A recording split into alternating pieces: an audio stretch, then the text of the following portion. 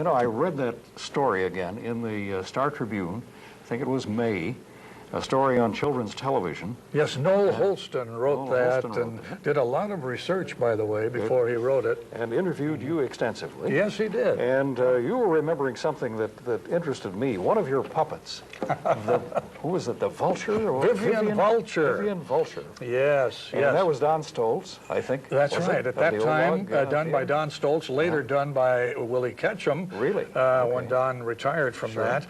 Sure. But this was early, very early in the game with one of my first characters. I suppose we better show the picture of Commodore Cappy because Vivian Vulture was on the show. Yeah. And here's the nutty character that I started with, Commodore Cappy, 1957, Gene. Wow. If you can go back that far. I can go back that far. 10 announcers tried out at that time to see who could come up with the wildest character, and being nutty, I guess, by nature, I won that audition.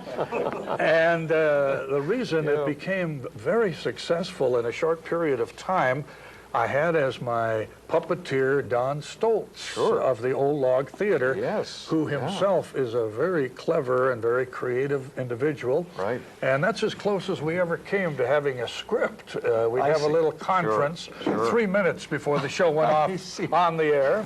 And then we'd say, let's do it, you know. And I would be wandering around inside this fanciful submarine. We called it the Crazy Carrot.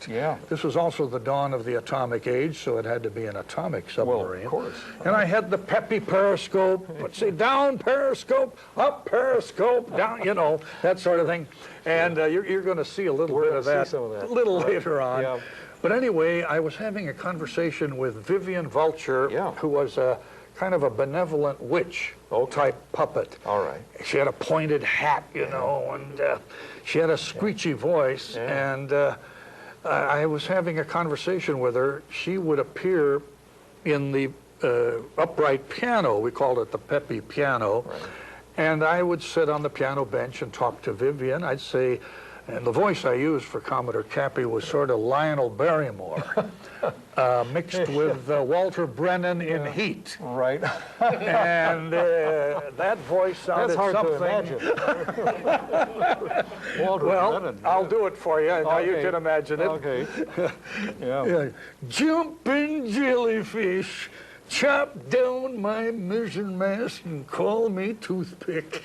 I'll be a silly shark. It's Vivian Vulture. Vivi, it's Valentine's Day's coming up. I suppose you're going to get a lot of Valentines, aren't you? And that deserves a round of applause, I think. Yeah, absolutely. Oh, that's an honor. Great performance, John. Honor of Lionel Barrymore. All right. He put food on my table for 2 years. Yeah, indeed. And I said to Vivi, you're going to get lots of Valentines, Vivi. And she sort of choked and sobbed, and they took a close-up of this little hand puppet. Wasn't any bigger than this. Right. And I can't do her voice the way Stoltz or Ketchem did it, but she said, oh, no, Commodore. See, my name was Commodore Cappy. No, I won't get a lot of Valentines. In fact, I won't get any in my whole life. I've never had one Valentine. And of course, I was commiserating with Vivian, and this is what I did. I reached in and took my hanky and wiped a tear, and I said, Vivi, maybe you'll get one this year, you know. That's all we did. I swear, that's all we did. Right. And the next day, the Valentines addressed to Vivian Vulture, WCCO TV, Channel 4, started rolling in. And the first day, we got 10 Valentines. The next day, 50. The next day, 100. The next day, 1,000. At the end of 2 weeks, and this is absolutely true, Vivian Vulture, the little hand puppet, received at our studios in downtown Minneapolis 10,000 Valentines. Great. What a story. Stop and think. And all of a sudden, Don Stoltz and I looked at each other. My God, what have we unleashed here? This, with a little puppet, to have that kind of a response. That's amazing. You know, those kids out there are with us. every step of the way, we realized we had captured this audience, and we considered it a tremendous responsibility.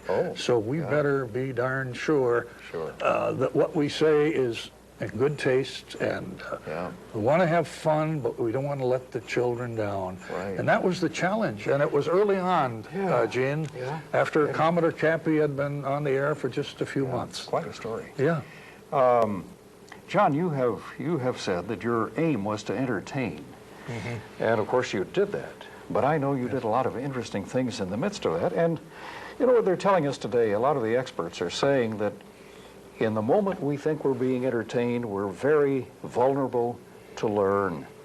So that education is often sub rosa. Often we don't realize when we are absorbing something, learning it, and beginning to act on it. So I would also greet you as an uncommon educator over the years. And we have a piece of tape, John, I'd like to show of you would share things with the kids from time to time that were really part of American culture. I'm thinking of Casey at the Bat. Remember that? Yes. Casey at the Bat is the epic of all baseball poetry, having been written over 100 years ago. And there was an actor who made a living reciting Casey at the Bat in front of live audiences, and he claims he recited that poem here I am with that same figure, almost 10,000 times. Wasn't you? No, it was not I. I've done it about maybe 100 times. Didn't you do it every year? Starting with my high school graduation. Oh, really? Believe it or not, at the senior banquet, the entertainment didn't show up. The committee at North High in Minneapolis said, "What are we going to do?" And I said, "I'll recite Casey at the Bat." And a collective groan went up. Not that again. And I did it, but when I come to the part where I start doing strike one, the umpire said, boy, they sat up and took notice. And it's a bittersweet ending. And I want to tell our audience, this tape that you're about to show was the last Clancy show that I ever did. Was it really? And I thought, what better way to end than to recite this poem, Casey at the Bat, which has a bittersweet connotation to it, as you know. Yes, it does. You're expecting Casey to hit that home run. Absolutely. But now here I am at the end of a 20-year career entertaining children, and I'm reciting this poem, and it was hard not to keep a tear or two from welling up. But you'll see. Well, let's take I'm getting hoarse even now. All choked up. This is not the entire poem. The entire poem takes about 4.5 minutes. This will be about 2 minutes. The last 3 strikes here. That's right. Okay, here we are.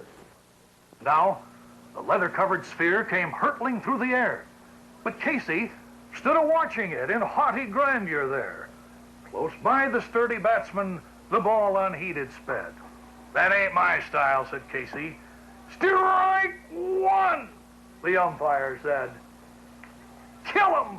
Kill the umpire!" shouted someone from the stands, and it's likely they'd have killed him had not Casey raised his hand. He signaled to the pitcher. Once more, the spheroid flew, but Casey still ignored it, and the umpire said, "Strike two." "Fraud!" cried the maddened thousands, and the echo answered, "Fraud!" But one scornful look from Casey, and the multitude was on. The sneer is gone from Casey's lip. His teeth are clenched in hate. He pounds with cruel violence his bat upon the plate. And now, the pitcher holds the ball, and now he lets it go, and now the air is shattered by the force of Casey's blow. Somewhere in this favored land, the sun is shining bright, and bands are playing somewhere, and somewhere hearts are light, and somewhere men are laughing, and somewhere children shout. But there is no joy in Mudville. Mighty Casey has struck out. Well, that's quite a performance, John. And to have this remind you of your last day as Clancy. I'll never very forget, special. I'll never forget the date because it happens to be my father's birthday. Right. Yeah. March 26, 1977 was Okay. the last show. Yeah. So that would tell you we've been off the air as Clancy for about 16, 17 years. Right. So obviously, when I walk down the street now, it's not the little children who say, "Hello, Clancy," it's their parents. Of course. See, they're the Right. ones that they're the ones that grew up with me, and You're now a hit with the adults, John. oh gosh, I hope so. Let's take a look at that. I That's have to great. show you this on this side here, a typical scene from the detective agency. Clancy confronting not Willie Ketchem, but his No. aunt, Auntie Ketchem, a character that Willie created by throwing a heavily overstuffed dress over his outfit Okay. and putting on a wig Yeah. and coming in with a marvelous voice that would remind you of Jonathan Winters I see. when he does those female characters. Would he do that right on camera? Oh, no. Oh, okay. He'd Didn't step think off. we ought Yeah, to, right. Yeah. subject the children Okay. to stripping activities on the air, Gene. I see. Okay. No, that was done very All right. discreetly in the Yeah, dressing room. I see. I Yeah. would cover it by saying, Yeah. Willie, why don't you go back there and see if your aunt is ready. See if she's come yet. Right. Yeah. And he'd go in there, and he did it in about 30 seconds. Really? And Really? he'd come He'd out as Auntie reappear? Ketchem, and Yeah, he would that's get great. so carried away. Yeah. Alan Lotsberg is an incredible ad-libber, and helped to just keep that show alive for so many years. He was with me for over a decade, and I owe a lot to him because he would do anything for a laugh, you know. And when he dressed up like Auntie Ketchem, he was out of his mind. And he kept insulting me and saying, "Well, fatty, how you doing?" You know, and stuff like that. I was a little overweight, but to be called fatty in front of the whole on the air. state of Gee, Minnesota, I you know know, it. it's That was terrible, John. But Auntie Ketchem, we kind of forgave her. We forgave her that. Yeah. Oh, Willie, what have you and Auntie Ketchem been up to in the lab? Oh, Clancy, we got a big surprise going back there. You know, today's a special day. Especially like a candle, Like Auntie. on that candle, Clancy? Yes. Uh-oh. Look out. Clancy! Oh, Clancy! Oh,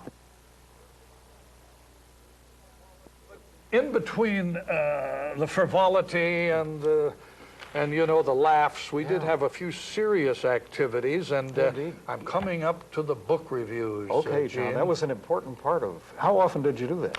I did that on every show for the last 2 years, Is that and that's right? 5 Yeah. days a week.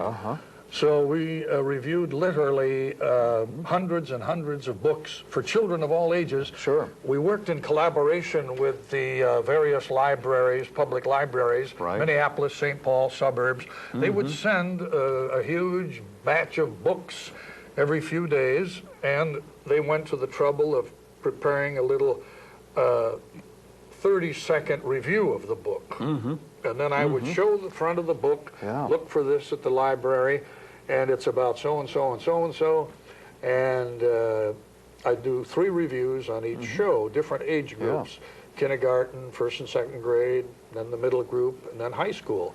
So we were thrilled when librarians often would call or send a letter and say, "Clancy, the youngsters are coming in and asking for the books those that books. you reviewed Great. on your show." Sure. It made me feel so good, Gene, because I grew up being a bibliophile. Well, you know, I sure, of loved course, books yeah. all my life, and I had the feeling that my show was one of many children's TV shows that had taken children away from the magical world of books. Instead of sitting down and Yeah, reading a good yeah, book, which was yes. one of the great privileges of my life, Sure. they'd sit there glued to the TV. Well, that's how I made my living on television, but you have to do it in moderation, Gene. And I think here's where parents must play a role to allow the children to watch TV, which is a marvelous instrument of entertainment, but to turn the doggone thing off every so often. Yeah. And the best thing of all is to have parents read aloud to their children. And we try to emphasize that too.